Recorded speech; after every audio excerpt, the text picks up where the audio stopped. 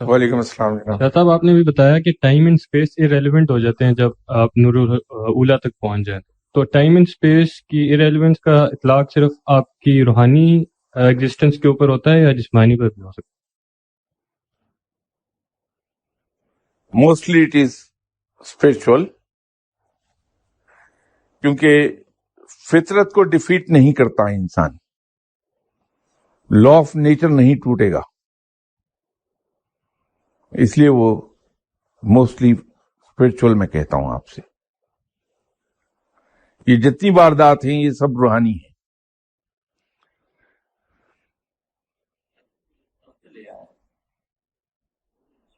ایک واقعہ، اور یہ جو حضرت سلیمان کے زمانے کا واقعہ ہے، یہ کوٹ بہت ہوتا ہے، اس کے سامنے ایک اور واقعہ میں پیش کر دیتا ہوں آپ سے۔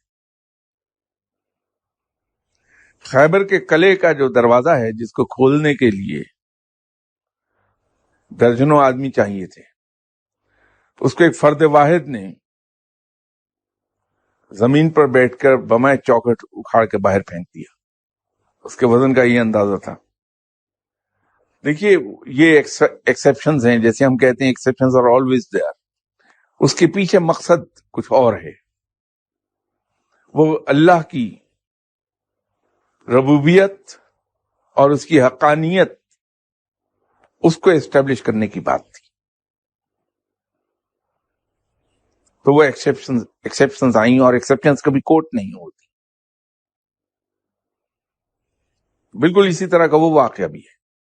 آج بھی اگر آپ اس میں قلعہ خیبر پہ جائیں اور اس دروازے کو دیکھیں تو انسان حیران رہ جاتا ہے کہ ایک انسان نے، حضرت علی کرم اللہ وجہہ نے اکھاڑا تھا اسے۔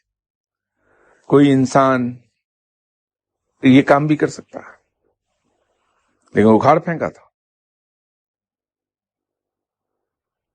تو صحیح تعداد مجھے یاد نہیں رہے گی کہ کتنے درجن لوگ تھے جو دروازہ کھولتے تھے، وہ کھلتا نہیں تھا ایک آدمی سے۔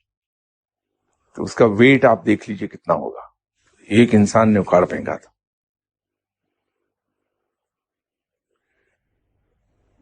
اور وہ جو میں موسٹلی لفظ استعمال کر رہا تھا، وہ ایکسیپشنز کو کور کر رہا تھا کہ موسٹلی اٹ از اسپرچل۔